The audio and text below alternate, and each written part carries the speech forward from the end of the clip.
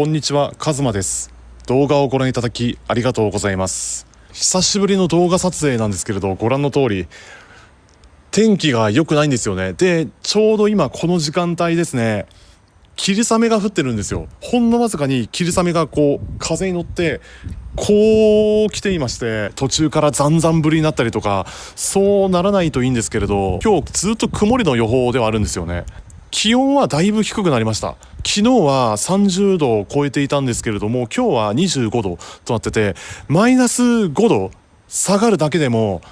全然違いますね。めっちゃ快適です。今日のこの気温だったらエアコンはいらないかなっていう感じでして、だいぶ健やかな感じで過ごせてますが、しかしご覧の通り、さっきも言ったようにもう真っ白、もう何も見えません。今日話すテーマなんですけれども、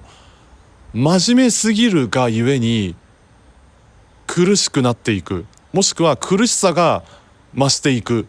こういったテーマを交えて話したいと思います。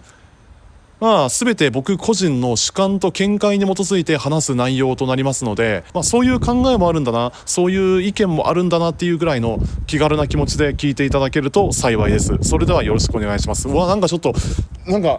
霧雨の勢いがちょっと強くなってきた。大丈夫かなこれ。ここ今屋根があって、一応後ろに壁があるんですけれど、でもそれでもちょっとカメラが心配ですね。でも防塵防滴ではあるんで、多分大丈夫だと思います。今回の話についてチャット GPT に質問してみたんですよね。でそれを見た時に、そのチャット GPT から得た回答についてなかなか面白いことが書かれていてね、それでね、今回の話、そのチャット GPT に質問した内容の一部を少しだけシェアしたいなと思って、それで、今回この話をしようというふうに決めましたっていう感じですね。はい、というわけで今から話す内容については別撮りで収録を行っています。今回僕がチャット GPT に対して質問した内容を読み上げたいと思います。何をするにも真面目すぎるがゆえに息苦しさを感じることがあります。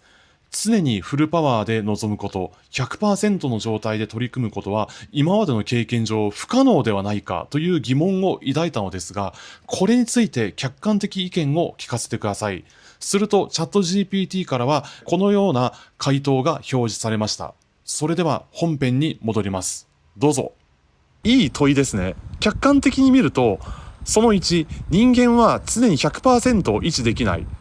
生理学的にも心理学的にも人間は全力疾走を続けるような状態を長時間維持できません。もしくは維持することができません。脳や体は休息を必要とします。むしろ適度に力を抜いたり休むことが長期的に高い成果につながることが研究でも示されています。2つ目なんですけれども、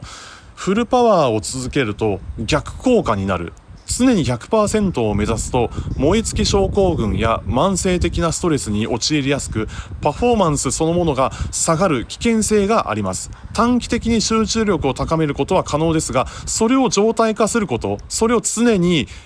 続けるっていうことは非現実的です。3つ目は 80% くらいがちょうどいい。心理学やスポーツ科学でも8割の力で取り組むことがむしろ持続可能で、結果的にパフォーマンスが安定すると言われています。余白や遊びがある方が創造性も高まりやすいです。でこれについては別に 80%、8割の力でもいいんですけれども、なんなら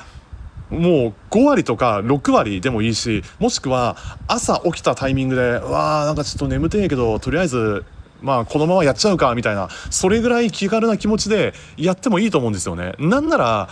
20% か 30% ぐらいの力で、継続すること、もっと継続することのハードルを下げていくことが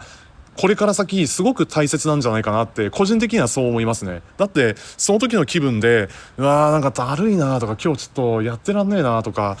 しんどいなっていう風に感じるとは思うんですけれど、そういう状態でね、そういう気分の中で 80% 以上のっていうか8割以上の力で取り組むっていうことは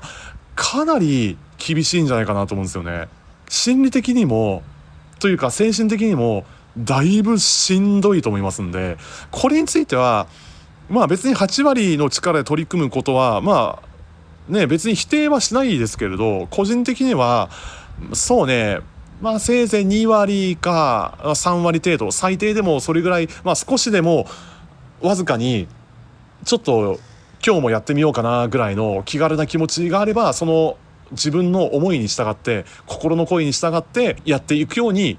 した方がいいんじゃないかなっていうふうに思いますっていう感じですね。ちょっと話がそれてしまったけど、本題に戻ります。4つ目なんですけれども、真面目すぎる人が陥りやすい罠、常に全力イコール正しいという価値観を無意識に抱く人ほど自分を苦しめやすいです。もしくは自分を苦しめる傾向にあります。努力を否定する必要はないですが、成果を上げるためには適度に休む、または適度に力を抜くことも戦略の一部と捉える方が合理的です。つまり客観的に見れば常に 100% は非現実的で、むしろ不利益が大きいです。力を入れる場面と力を抜く場面を切り替えられる柔軟さが持続的に成果を出せる人の共通点と言えます。もしくは無理なく力を発揮し続けられる人の条件と言われています。こういった感じの質問に対する回答というのが出てきまして、でこれについてね、自分の言葉を一部交えて、今回こういう動画内で少し共有してみたいなと思って、それで今回こういう感じのものを撮ってみました。いかがだったでしょうか。で相変わらずすんごい天気が悪いんですよね。なんかさっきよりもちょっと霧雨の勢いが増してきて、ちょっと肌寒いんですよねこういうのもね、この予想外な展開を楽しむっていうぐらいの柔軟さというか、そういったその時その瞬間でしか出会えないような不確実性というか、その偶然性を楽しむっていうぐらいのメンタルというか、そういった気持ちで過ごした方がより楽しく過ごせるようになるんじゃないかなって個人的にはそう思いますね。今日この日この時間帯で晴れていないといけないとか、こういう天気じゃないといけないっていう決まりはどこにもないですし、その時の気分で多少天気はあまり良くないけれど、その分周り通行人が誰もいないわけだし、これむしろチャンスじゃないかなと思って、それで今回こうして久しぶりに外で動画を撮ろうかなと思ったんですよ。で幸いこうやって東屋っていうかこの屋根がついてるわけですし、で椅子もこうやって置いてあるわけですし、最低でもこういった条件が整っていれば動画撮影はできるんじゃないかなと思って、それでそういう感じのちょっとした気軽な気持ちで、今日も始めてみようかなとか、今日も少しだけ動画を撮ろうかなっていう感じで、やることにしました。でこれについてはね、でちょっとね話があっちへ行ったりこっちへ行ったりしてて、少し、聞きづらい部分があるかもしれないけれど、動画撮影だけじゃなく、これは勉強もそうですし、筋力トレーニング、筋トレもそうですけれど、別にね 100% の状態で臨む必要はないんですよ。逆に苦しくなるだけなんですよね。で特に筋トレに関しては毎日やらなくてもいいっていうことが研究結果で示されていまして、スポーツ科学の研究によればそういった話が出てるんですけれども、腕立て伏せ10回、これを週に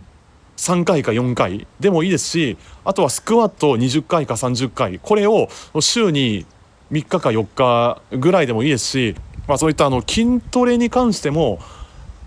自分のペースで続けることが大切